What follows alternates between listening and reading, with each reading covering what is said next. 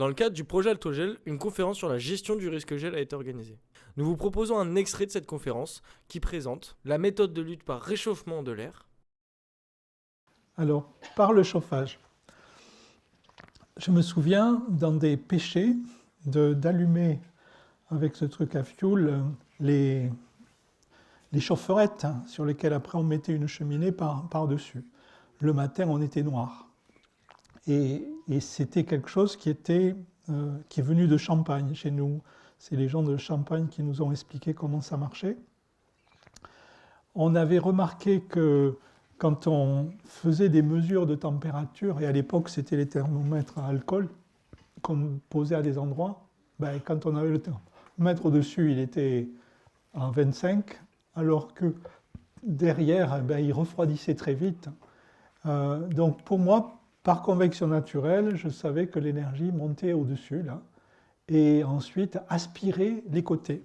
Je ne l'ai pas montré, mais sur les images thermiques pendant la nuit à 2 mètres, on voit bien qu'une vigne réchauffée refroidit celle du voisin, parce qu'elle aspire de l'air qui remplace celui qui est en train de monter, et l'air qui était parti à -1 là-bas, au fur et à mesure qu'il s'avance, il se refroidit, il arrive à -3 avant de passer.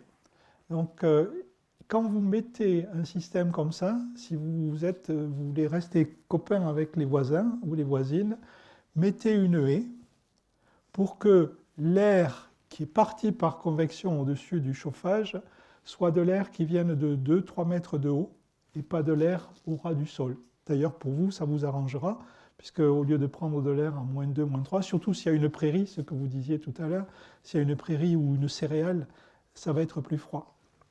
Donc, quand vous faites du chauffage, entourez avec quelque chose, ça peut être des palox, n'importe quoi qui va faire barrage. Il faut prévoir entre 250 et 450 points de chauffe. Pourquoi ? Moi, je préfère une cheminée qui monte à 3 mètres de haut et qui est chaude parce que c'est elle qui va rayonner. Ce n'est pas l'air qu'on a réchauffé, c'est le rayonnement qui fait que je suis une fleur à 10 mètres et je vais sentir le rayonnement qui va venir de cette cheminée chaude ou de cette flamme que je vois. Mais ce n'est pas l'air qui va être plus chaud. Si je regarde que la température de l'air, je risque d'être déjà à -2, -3, alors que je ne vais pas geler parce que je ressens cette énergie par rayonnement. Et donc il vaut mieux avoir 400 points qui chauffent sur 5 mètres de rayon que 200 ou que 50 qui chauffent beaucoup, mais où tout part à la verticale. Il vaut mieux aussi prévoir des lignes de chauffe pour préchauffer justement cet air. C'est pour ça que je vous dis, mettez une haie, et ça sera aussi bien que de mettre 2 lignes de chauffe. Il va falloir démarrer, par contre, là, vous n'avez pas besoin du thermomètre humide, puisque c'est directement la température sèche qui est concernée.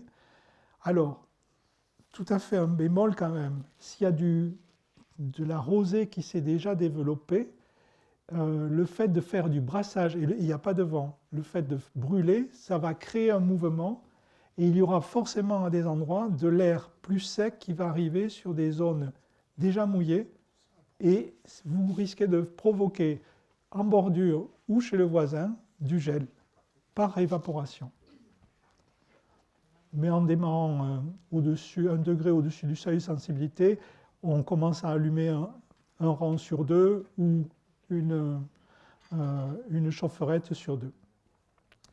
Alors, arrêter quand ? Il faut remplacer l'énergie que le bourgeon recevait par rayonnement par une autre source d'énergie qui est le soleil. Et là, s'il n'y a pas eu de rosée, et en général on ne voit pas de givre quand on chauffe comme ça, il faut penser à ce que je vous ai dit tout à l'heure, du gel d'évaporation. Il faut éviter, et donc on va attendre que les températures remontent à des températures supérieures, largement supérieures au seuil de sensibilité. On aura à vérifier en faisant le tour, en regardant la fumée qui monte, parce que là le soleil commence à se lever et on la voit bien, et on voit bien que l'air arrive par ici, et donc c'est là-bas qu'il faudra mesurer. Si la température là-bas remonte au-dessus de 0 degré, progressivement, on pourra commencer à arrêter en arrêtant au centre et en terminant sur les bordures et en terminant du côté où il y a de l'air froid qui arrive. Et bien sûr, prévoir des stocks et des moyens de distribution, parce que s'il y a 3 nuits à la file, il faudra avoir les moyens pour revenir. Pour moi, le chauffage est efficace, mais il n'est pas durable, dans le sens où il produit du CO2 en pagaille. Il chauffe par rayonnement sur une distance limitée, il a un faible rendement, car l'air chaud monte à la verticale. Alors, sous les filets paragrèles, c'est bien, sauf que les filets, ils vont être un peu noirs le lendemain. Et on a vu ça. Et même, ils n'ont jamais fondu, mais on se demande s'ils sont résistants à la prochaine grêle après. Est-ce qu'il y aura la même résistance du filet? Il augmente le froid à proximité en inspirant l'air des surfaces pour le remplacer, celui qui monte, et l'utilisation d'énergie fossile sera de plus en plus difficile. Dans les suggestions, je les ai déjà faites, c'est imaginer l'implantation de haies brise-froid perpendiculairement aux écoulements qu'on dit catabatiques, qui descendent et qui devraient être observés ou qui sont déjà connus. Elles aideront également à compenser par leur effet visuel l'installation des tours à vent. Ça, c'est pour Saint-Émilion et des endroits où UNESCO empêche de changer ce qui se fait. Elles auront des effets positifs sur la biodiversité, réduiront les effets des tornades. Et si vous avez des haies comme ça avec de l'agroforesterie, plantez-les jusque dans le bois à côté. On a pu vérifier que quand les haies ont une continuité dans le bois, c'est mieux, ça rentre mieux dans le verger. Tout à l'heure, je vous ai parlé des pins et des feuillus. Les pins, au mois de mars-avril, ils ont déjà les aiguilles, et pour moi, ils fonctionnent. Ils absorbent de l'eau dans le sol.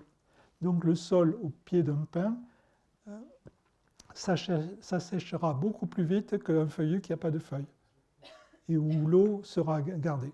Donc voilà l'explication que j'ai trouvée pour sauver les pins. C'est-à-dire garder de l'eau et commencer par arroser les pins pour qu'ils soient moins gélifiés. Et donc ces haies, pour moi, devraient être irriguées de manière à tempérer la progression des températures en situation de canicule et en même temps pour éviter qu'elles viennent concurrencer.